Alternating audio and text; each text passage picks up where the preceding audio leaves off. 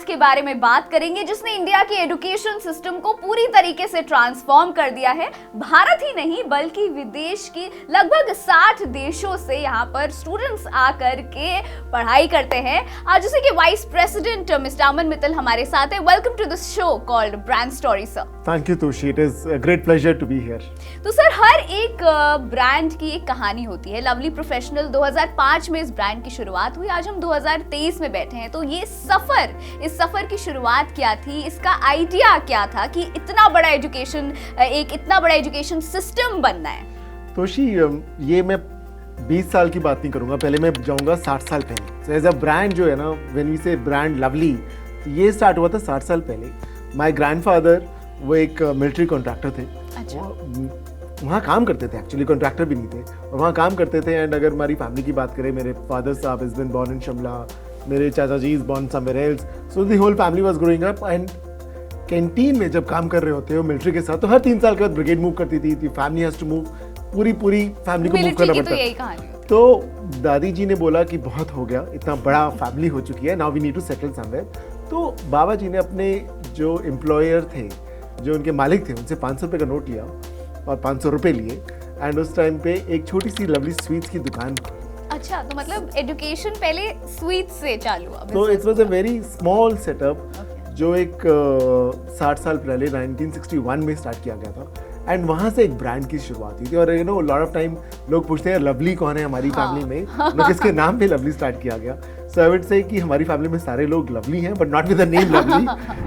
So that's how we started in 1961। And उसके बाद हमने ग्रो करते गए, स्वीट बिजनेस को काफ़ी ग्रो किया। एंड 1991 में हम ऑटोमोबाइल सेक्टर में आए। हमने ऑटोमोबाइल सेक्टर में dealership of Maruti and Bajaj को इस्टेब्लिश किया। End of 90s the grandfather said कि हमें कुछ करना चाहिए जो एक सोसाइटी के लिए हम कुछ कर पाए। तो बहुत सारे आइडियाज आए, कोई हम धर्मशाला बनाते हैं, कोई चैरिटेबल हॉस्पिटल बनाते हैं। One of our close friend said कि नहीं, why don't you do something in the area of education. So 99 में जो एक बीज था एजुकेशन का, वो एक CSR एक्टिविटी और सोशल एंटरप्रेन्योरशिप के दायरे से जुड़ा था। उस तरीके से किया, लेकिन आज भी हम उसको कंटिन्यू कर रहे हैं। ऐसा नहीं है कि वो सोशल एंटरप्राइज कहीं दब गया या मर गया है। 2001 में एक छोटा सा कॉलेज बनाया था, 240 बच्चे थे उसमें, 22 फैकल्टी मेंबर्स थे एंड इंक्लूडिंग 22 स्टाफ मेंबर थे। अच्छा। एंड 3.5 एकड़ में पूरा कैंपस था। कट टू 2023, आज हमारे पास करीबन 40,000 करीबन बच्चे हैं, कमिंग फ्रॉम 60 डिफरेंट कंट्रीज। 200 करीबन प्रोग्राम्स ऑफर करते हैं। एंड आज टाइम्स हायर एजुकेशन जो ग्लोबल स्टैंडर्ड है फॉर एनी एजुकेशन सेक्टर, वहाँ पे हम टॉप 100 में भी आते हैं, top 75 actually. in Times Higher Education Impact ranking we were ranked 74th globally, not only in India, globally। तो सर लेकिन एक सबसे बड़ा सवाल होता है, एक ब्रांड इवॉल्व करती है हमेशा। एक ब्रांड बनने में उसकी एक काफी अच्छी जर्नी होती है, उतार चढ़ाव की जर्नी होती है। तो लवली प्रोफेशनल यूनिवर्सिटी 2005 की बात करें और अभी 2023 की, तो उस ब्रांड में कितना एवोल्यूशन आपने देखा, क्या क्या चैलेंजेस थे? तो 2005 में जब हमारा यूनिवर्सिटी की एस्टैब्लिशमेंट हुई थी, हमारी पहली प्राइवेट यूनिवर्सिटी थी पंजाब के अंदर और 3rd यूनिवर्सिटी थी पूरे इंडिया में, प्राइवेट यूनिवर्सिटी। सो जब हमने 2005 में स्टार्ट किया, lot of questions were there कि अरे प्राइवेट यूनिवर्सिटी है, इसकी डिग्री की कोई अहमियत होगी कि नहीं होगी। लोग वर क्वेश्चनिंग कि एक प्राइवेट यूनिवर्सिटी आ रही है, not with a very huge experience of education. Lot of questions were there कि यार ये कर पाएंगे नहीं कर पाएंगे। तो वो एक आई थिंक जब एक ब्रांड स्टार्ट किया था हमने, तो ये बहुत सारे क्वेश्चंस आए, बट हमारे पास एक स्ट्रॉन्ग विल पावर थी और ये सोचा कि नहीं, हमने आगे बढ़ना है और कुछ करके दिखाना है। एंड हमेशा एक हमारे एक LPU की टैगलाइन है, थिंक बिग। सो हमने यही सोचा कि हमने कुछ बड़ा सोचना है, कुछ बड़ा करना है। एंड जो एक वैल्यूज हम दे सकते हैं अपने स्टूडेंट्स को, उनके पेरेंट्स को और एम्प्लॉयर्स को, वो हमने मद्देनजर रखी। कि हमने सोचा कि आज के टाइम पे जब हमने यूनिवर्सिटी बनाई, हमारी प्रॉब्लम क्या थी? हम एक प्राइवेट कॉलेज थे attach to a government university. हमारे पास ना करिकुलम चेंज करने की पावर थी, ना हमें नए प्रोग्राम ईजाद करने की पावर थी। बट जब हम इंडस्ट्री के पास जाते थे यार कि आप ये जो करिकुलम आप पढ़ा रहे हो, ये बहुत ही पुराना करिकुलम है, इसका कोई फायदा नहीं हो पा रहा। अगर आप बच्चों को पढ़ा भी लेते हो, टॉपर भी ले लेते हो, वो एम्प्लॉयड नहीं है। सो हम चाहते थे कि हम करिकुलम अपने हिसाब से बनाएं, इंडस्ट्री से मिल के बनाएं और जो एक रिक्वायरमेंट इंडस्ट्री है उस हिसाब से बच्चों को पढ़ाएं, not notebook but on the industry standards. So हमने ये करिकुलम अपने आप ईजाद किए, नए प्रोग्राम्स के साथ मार्केट के अंदर आए, नए प्रोग्राम्स और नए करिकुलम इंडस्ट्री से मिल के बैठ के बनाए, and I think that paid of. दो देयर वर लॉट ऑफ कि हाँ ये नहीं कर पाएंगे, बट हमने सोचा नहीं, हमने इंडस्ट्री के को साथ लेकर जुड़ के चलना है, और वो आज हमारी स्ट्रेंथ है। आज लवली प्रोफेशनल यूनिवर्सिटी में जितने भी हमारे प्रोग्राम्स हैं, ऑलमोस्ट सारे प्रोग्राम इंडस्ट्री से मिलके बने हैं, इंडस्ट्री के साथ बनाए जाते हैं, एंड इंडस्ट्री को मद्देनजर रखते हैं, फ्यूचर ट्रेंड्स को मद्देनजर रखते हुए बनाए जाते हैं। एंड उसी का नतीजा है कि आज लवली प्रोफेशनल यूनिवर्सिटी की जो प्लेसमेंट्स है वो देश की सबसे अच्छी प्लेसमेंट्स में मानी जाती हैं। और आपको जान के खुशी होगी कि पहले हमारे टाइम पे नॉर्थ से साउथ में मूवमेंट होती थी। नॉर्थ के बच्चे साउथ में जाते थे, मे बी बैंगलोर में, चेन्नई में, पुणे में, वेस्ट में, कि हम वहाँ पे इंजीनियरिंग करें या प्रोफेशनल कोर्स करके जाएं। एलपीयू के अंदर करीबन 20% of our students are from south of India, west of India and east of India, जो यहाँ से पढ़ने आए हैं। तो no, we were the first one जो ट्रेंड चेंज कर पाए from north to south to north. And ये एक बहुत प्राउड फीलिंग है, नो, जब तुम कभी बैंगलोर एयरपोर्ट पे जाइए और वहाँ पे you come out the airport and वहाँ पे हमारे जो स्टूडेंट्स हैं now working in the top companies, and कहीं ना कोई बच्चा हमेशा मिल जाता है, एंड वो इतनी प्राउड फीलिंग होती है। वो कहते हैं सर मैं बैंगलोर में काम कर रहा हूँ और मैं आपको कहीं ड्रॉप कर देता हूँ, और उनकी बड़ी गाड़ी आती है। वो आई थिंक वो एक फीलिंग बच्चों के करियर को, लाइफ को ट्रांसफॉर्म करने की, वो एक हमारा सौभाग्य है। We are able to do that, and I think नीयत साफ थी, बड़ा कुछ करना चाह रहे थे बस, एंड ये इसी रीजन की वजह से लवली प्रोफेशनल यूनिवर्सिटी आज जो है वो है। तो कुछ टिप्स अगर आप हमारे यंग, आजकल एंटरप्रेन्योर्स बहुत सारे आ गए हैं, और ये अच्छी बात है, तो कुछ यंग एंटरप्रेन्योर्स के लिए अगर कुछ टिप्स देंगे कि अगर भारत से कोई ब्रांड बनाना है, ब्रांड बनाना एक बहुत बड़ी बात होती है, तो उसके लिए उनको क्या फॉलो करना चाहिए? मैं सिर्फ ये कहूँगा कि कंसिस्टेंसी इज़ वेरी इंपॉर्टेंट। लोग बहुत हार्डवर्क करते हैं, बहुत सिंसेरिटी से काम करते हैं, बट कुछ टाइम के बाद वो छोड़ देते हैं